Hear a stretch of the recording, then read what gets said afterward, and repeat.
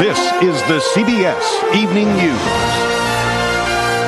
with Dan Rather and Connie Chung. Good evening. Dan is on assignment.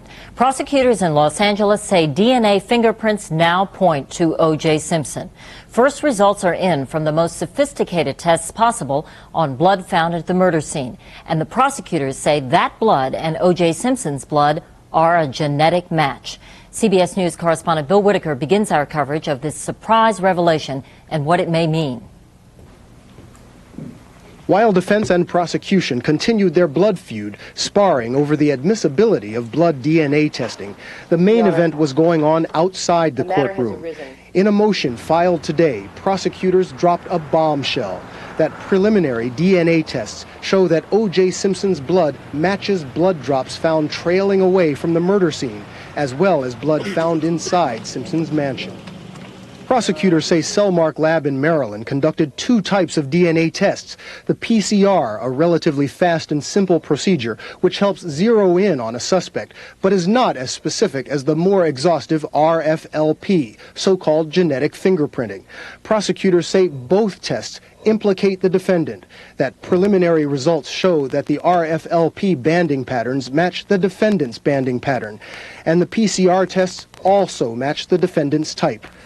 Earlier tests presented at the preliminary hearing also pointed at O.J. Simpson, but DNA experts say the new RFLP test is far more accurate. If there is a match with RFLP, one can generate a statistic of perhaps 1 in several hundred million.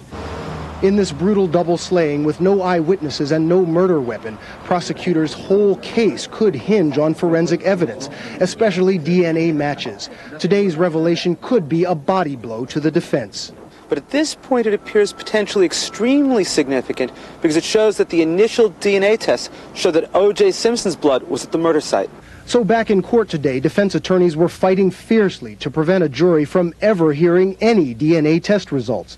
In a letter faxed to the media Friday, defense attorneys assailed prosecutors for allegedly mishandling blood samples, even concealing and switching samples, discrepancies that could make DNA tests inadmissible in court.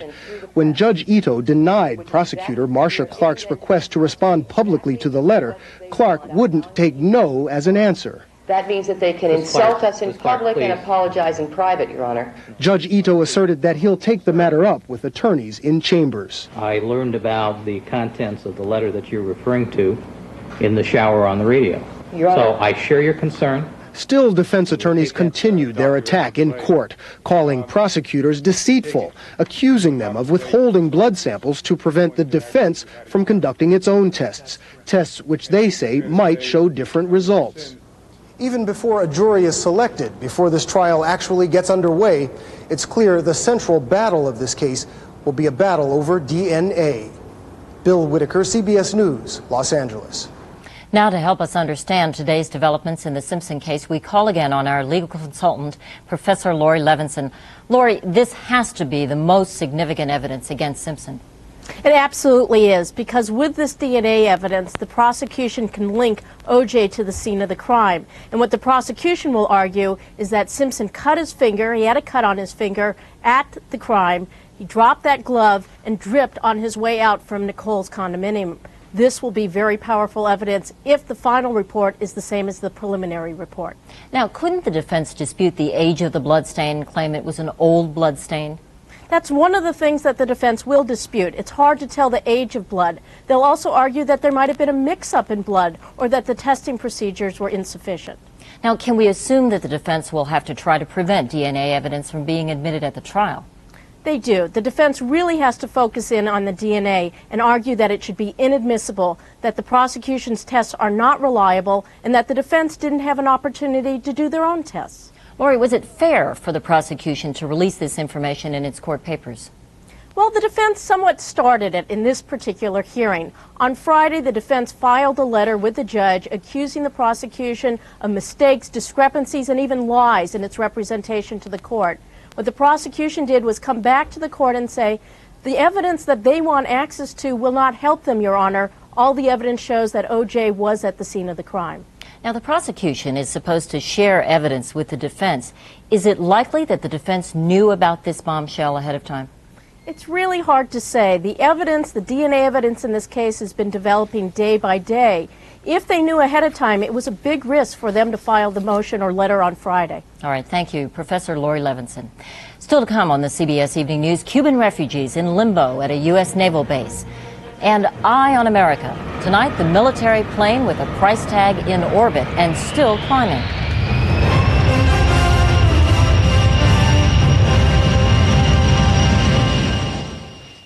This helps diagnose arthritis. To effectively relieve the minor pain of arthritis, use this, Advil. Advil works directly at the site of pain. It's fast and gentler to your stomach than aspirin. Advil, advanced medicine for pain. Dear Aquafresh, my teeth were so sensitive. The pain was awful. Aquafresh Sensitive targets the problem, soothing the nerve to help stop the pain. No more pain. And great fresh taste. Aquafresh Sensitive soothes the nerve, helps stop the pain. Pam Lefevre, top breeder of champion English setters, talks about new pedigree mealtime with Harvest Select rice and vegetables. When you look at the dog food and you see the meaty kibbles, the fact that there's meat in that dog food makes me happy. But now in this new mealtime, there's rice and peas and carrots too. It's a really balanced dog food. My dogs love this combination. When it comes to nutrition, nothing beats Pedigree. Pedigree is giving away 50 Chevy Blazers. See specially marked cans and bags for details. Pedigree, developed with vets, recommended by top breeders. Again today, the Straits of Florida were dotted with tiny rafts carrying Cubans desperate to reach the United States. They're still coming despite President Clinton's change in policy barring their free entry into the U.S. The Coast Guard picked up more than 1,000 today. Tonight, they're headed for the Guantanamo Naval Base, a U.S. military enclave on the tip of Cuba. National security correspondent David Martin reports from Guantanamo. A lone man afloat in an inner tube. Cubans seem willing to run almost any risk to escape the island. But rescue by the Coast Guard no longer brings with it the immediate reward of life in the U.S. Cubans are brought to dry land, but not the promised land. These are the first Cuban refugees to be picked up at sea and brought not to the U.S. as they expected, but to the American base at Guantanamo Bay, Cuba. People were upset. We thought it was not fair because we were at sea when the president made up that decision. Had they been picked up a day earlier, they would be with their families in South Florida instead of trying anything to get a message out. Under the new policy, these Cubans are stuck here until a safe haven can be found in some other country. One more frustration for people who have already seen more than their share. He believes he should go to the United States regardless of what President Clinton says. He's risked his life, his family's life, and all these children's lives. The only life they have now is the dreary one of a refugee. No better off than those other hardship cases of the Caribbean, the 15,000 Haitians crowded into camps here. There has already been one riot among the Haitian refugees, and now the Cubans are coming. 1,100 refugees today, 1,000 tomorrow. What happens next, the commander here says, is anybody's guess. I'd have to confess the security concerns are something that we worry about every day. The Marine Guards trained to deal with disturbances, but there are limits to how many refugees they can handle. Tents are being set up for 10,000 Cubans, but if they keep coming at the rate of 1,000 a day, Guantanamo Bay will soon be overwhelmed. Bill Clinton can turn Cubans away from American shores, but he cannot escape the headaches of caring for them. David Martin, CBS News, Guantanamo Bay, Cuba. A White House spokesman said President Clinton expects the number of refugees to drop off in a few days as word gets out of the change in U.S. policy. But so far, the tide of fleeing Cubans has continued to rise. CBS News correspondent Alan Pizzi is inside Cuba. He reports tonight from Havana. So bold has the exodus become that this morning, 6 men were dragging a raft through a main street of a Havana suburb, heading for the sea. We're getting close, this man says. That it was easier to say than to make real didn't seem to matter. Word has gotten through that leaving here doesn't mean an automatic green card for the U.S., but there is still a widespread belief that the new U.S. policy of sending boat people to Guantanamo Bay is merely a holding operation, and that the doors to America will open again soon. The official Cuban media has reported the exodus, but not the numbers. Its line has been to criticize Washington for incarcerating escaping Cubans in Guantanamo Bay, a Policy One newspaper called imperialism gone wrong again. And in spite of the numbers going, it's clear that not everyone wants out. They're mad, this old woman says. There are a lot of bad things here, but not enough to do that. The leaky rafts have been setting off from the seafront of downtown Havana itself, overlooked by what were once luxury hotels owned by the mafia in the days before socialism. The clear view of just how hard getting out to sea can be may also keep people from trying. They can do what they want, this woman said as she watched, but it's madness. The police haven't interfered yet and don't look like they intend to bother. The idea, it seems, is let them go, and then it's an American problem. Alan Pizzi, CBS News, Havana. Besides the refugees at Guantanamo, hundreds of Cubans are being held at a detention center near Miami. Correspondent Diana Gonzalez has that story. Early this morning, a crowd gathered outside the gates of a South Florida detention center. Some had waited all night to find out if their relatives were among the 500 Cuban refugees being held here. If the names matched the ones on the official list, there was a chance to go inside for a brief reunion. This woman's son made it, but two other sons couldn't fit on the boat. They're still in Cuba. Aniel Leva's wife is being detained at this center, and he doesn't understand why. I'll take care of her. I have a job. I could take her home. Relatives of the refugees say their patience is wearing thin. For years, they've been waiting for their loved ones to leave Cuba. Now they are here, but they can't take them home. Ana Sanchez came to visit her cousin, who feels cheated by the new policy. She's been trying to get out for the past 3 years. And now that they're out, they feel like I'm in jail, like I have committed a crime. And there's the uncertainty plaguing family members who have heard their relatives left Cuba, but their whereabouts are unknown. Mirna and Bernardo Toledo heard that 12 of their relatives left Cuba on a boat Wednesday. They know little else. They're not on Crown. They may be in Guantanamo. They may be on a boat. They may be in a Coast Guard. Only God knows where they are. Miami's Spanish-language radio stations were flooded with callers trying to deal with mixed emotions. It seems that is what Miami's Haitian-American community is dealing with as well. They held a protest today. After clamoring for equal treatment of Cuban refugees, they now complain the policy changes have diverted attention from their cause. Diana Gonzalez, CBS News, Miami. Election results from Mexico confirm a big victory for the ruling party. Supporters of the PRI celebrated today as returns showed the party with nearly 50% of the vote in a three-way contest. Opponents complained of voting irregularities but did not challenge the outcome. President-elect Ernesto Zedillo called it a victory for democracy. Gunmen in Somalia have staged another deadly ambush against UN peacekeepers. 7 Indian soldiers were killed in a village controlled by warlord Mohammed Aidid. Gunmen loyal to Aidid also fired on U.S. military vehicles in Mogadishu, but no one was hurt. Just a handful of U.S. military advisors remain with the UN in Somalia. Refugees from Rwanda are amassing again on the border with Zaire. Today, Zairean troops closed the border for 6 hours, waiting for UN trucks to arrive to take the refugees to camps inside Zaire.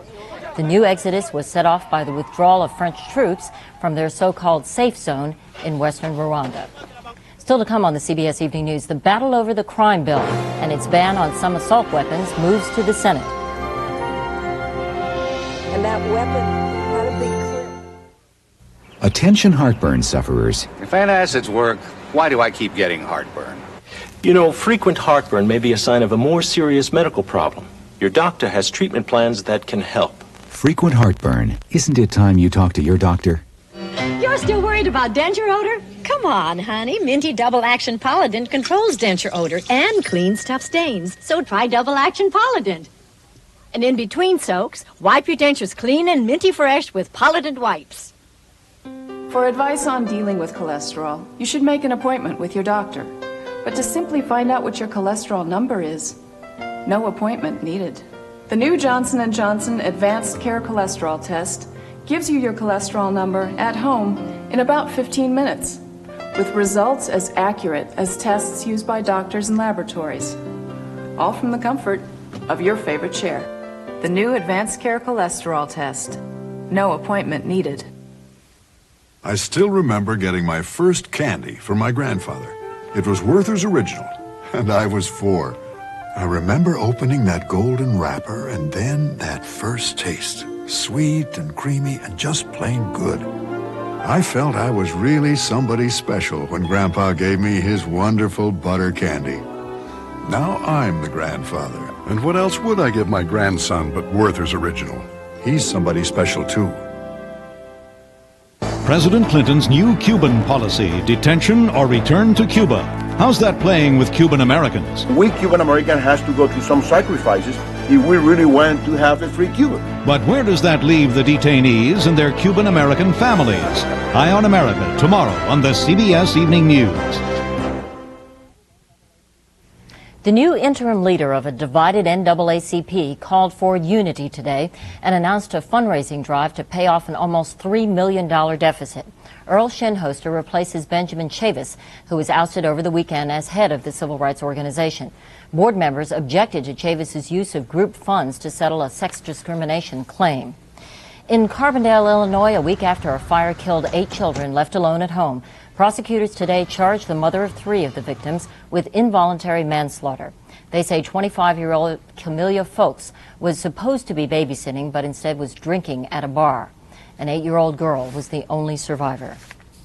President Clinton has won the latest round with opponents of the crime bill. The House approved the bill in a rare Sunday session, but it is still a long way from becoming law. Chief Washington correspondent Bob Schieffer reports on the election year battle over crime.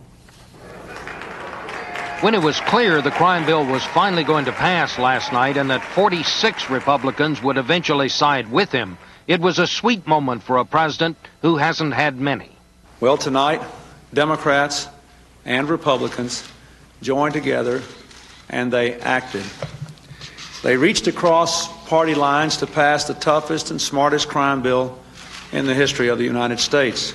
But it was a moment as short as it was sweet. Came the dawn and Senate Republicans said the bill no longer suited them, so they'll try to change it with new amendments tomorrow.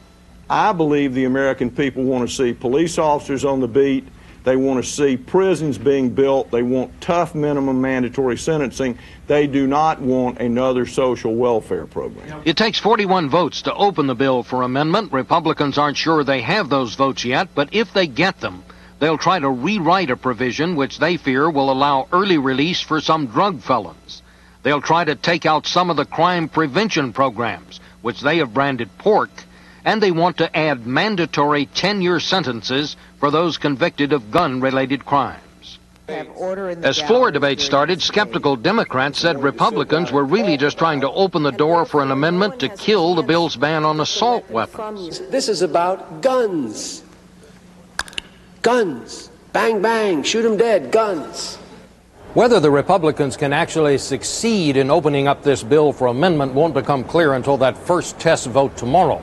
But in the meantime, the Republicans seem increasingly confident they can defeat the Democrats' health care legislation plans. We've learned that they have now decided that once final action on the crime bill comes, they want an immediate vote on Senator Mitchell's Democratic leadership plan for health care. That's a complete reverse in strategy. It means the Republicans must now think they already have the votes to beat it. Connie? All right. Thank you, Bob Schieffer on Capitol Hill. A pair of powerful icebreakers were on top of the world today after making history together. The U.S. Coast Guard's Polar Sea and a Canadian icebreaker are the first ships from either country to reach the North Pole. The crews plan to celebrate with a barbecue on an ice floe. The 2 ships are carrying 70 scientists on an Arctic research mission.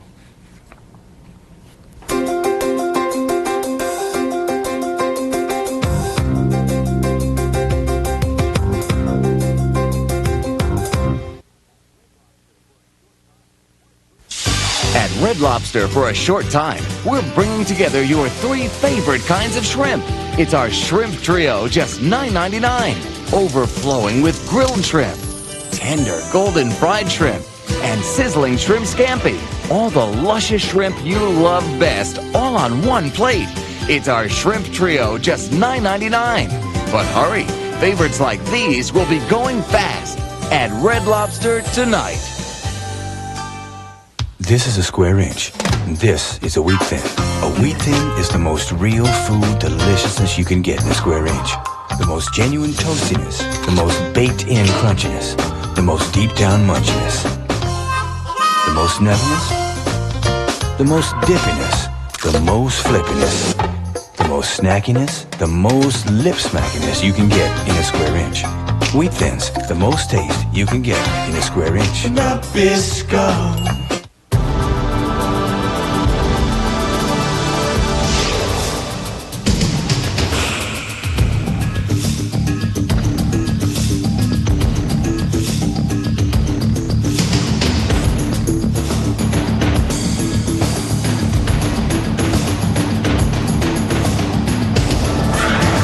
Coming soon, Listerine in its convenient plastic bottle. Guess what? Hallmark's humorous line of cards, Shoebox Greetings, are now just $1.29. Some restrictions may apply. No restrictions. That's the regular price for the rest of the year. With just 500 proofs of purchase. What are you doing? Good announcers know that all sales require certain legal qualifiers. But this isn't a sale. Shoebox cards are just $1.29 every day, really. Must be 21 or older to play. Listen, Shoebox cards are only $1.29, only from Hallmark. This guy doesn't know what he's talking about. No shoes, no shirt, no service. Well, okay, that's true. Police say he hunted children. How many victims were there? Child Hunter on 48 Hours Wednesday. And finally tonight, consider this. You sign a deal to buy a product. The contract specifies exactly what it is, what it will cost, and when you'll get it. But it turns out the product won't do what it's supposed to do. It's going to be late, and the builder wants a lot more money. Do you pay? Well, you're about to. Taking the taxpayer for a ride on the C-17. That's tonight's Eye on America, reported by Scott Pelley. This is the new C-17, the military cargo plane of the future. XNO shows up on the eye torso. Does it get the job done? Does it do what it's designed to do? I believe it does. Every day we are proving this airplane. They should be, because the C-17 is the most expensive transport plane in history and a debacle even by Washington standards. Senator Charles Grassley of Iowa. The C-17 is probably one of the 2 or 3 greatest examples of waste of taxpayers' money. It started in 1982. The McDonnell Douglas Company signed a contract to build the C-17 for about $150 million each. Now, 12 years later, the first planes are costing more than $500 million apiece, and even at that, they don't fly as far or carry the load they're supposed to. But the Pentagon wants them anyway. Deputy Secretary of Defense John Deutsch. Military airlift is key to the successful performance of U.S. troops and saving lives. To get the C-17, Deutsch supports McDonnell Douglas's demand for an additional $348 million to settle conflicting claims, even though the General Accounting Office says the settlement is not a good deal for the taxpayer. If this settlement agreement and the program that we've outlined to Congress is not given approval, we will not get out of this morass of the C-17 program. A morass Bill Jenney knows firsthand. He analyzed the C-17 program for McDonnell Douglas and found mismanagement from the start. If the drawings are late, that means the parts are going to get to the assembly line late. You got a lot of people standing there, no parts. Can't put the airplane together. They get paid, nothing gets progressed on the airplane. Deadly. By 1990, the plane was late, $1.5 billion over budget, and during this test of a C-17 wing, the wing snapped. And the program almost did too. McDonnell Douglas declined an interview. The government charged McDonnell Douglas with gross mismanagement. The company claimed government changes created chaos and overruns. That's why McDonnell Douglas is demanding more money from Congress in return for improvements in the program. Senator Grassley is fighting it. We need to hold McDonnell Douglas's feet to the fire and bring some discipline to the program. We need to make them live up to the terms of the contract. The Pentagon is not McDonnell Douglas's only customer, just the only customer that appears willing to pay much more for less. In the commercial world, McDonnell Douglas sells jets to the airlines, and you can be sure that for an airline, a contract is a contract American Airlines bought the first of McDonnell Douglas's MD-11 jetliners. Like the C-17, it didn't fly as far or carry the weight it was supposed to. But American didn't get soaked like the taxpayer. They just simply said either fix it or we don't want them. What did McDonnell do? Fixed them. Barbara Beyer, top international airline consultant. That's right. What would have happened if McDonnell had come back to American and said, well, we can fix the planes, but they'll cost you double? American would have howled with laughter. Granted, the C-17 is a more complex plane, but critics say that shouldn't excuse McDonnell Douglas from meeting its commitments.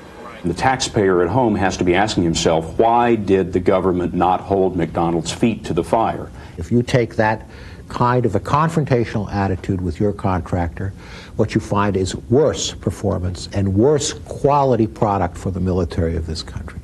Why does the Pentagon not hold their feet to the fire like American Airlines does? That's a good question. They probably could and probably should. But they don't. As far as we can tell, they certainly don't.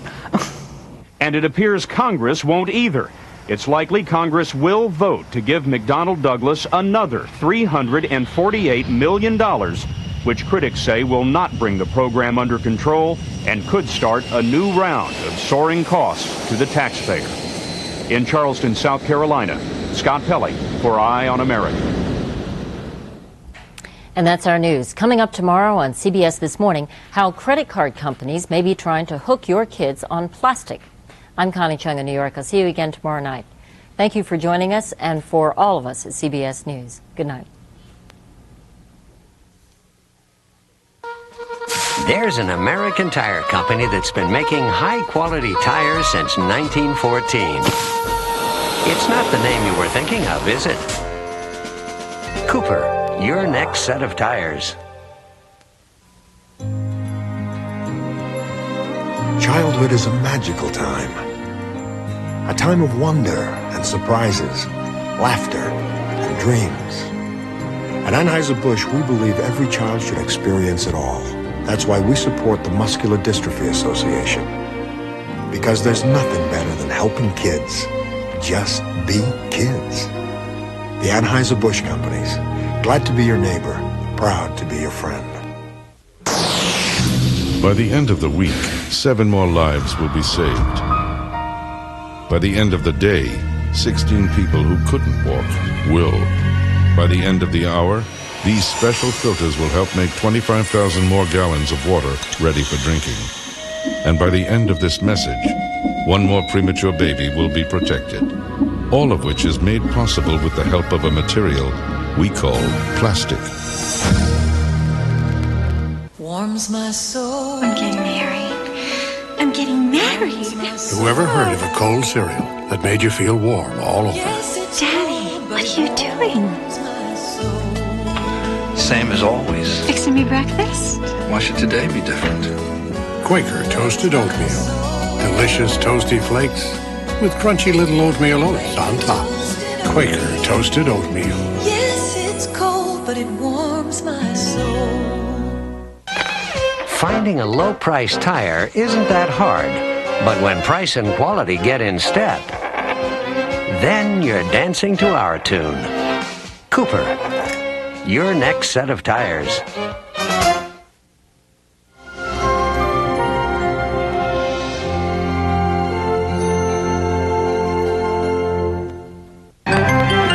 Experience CBS News.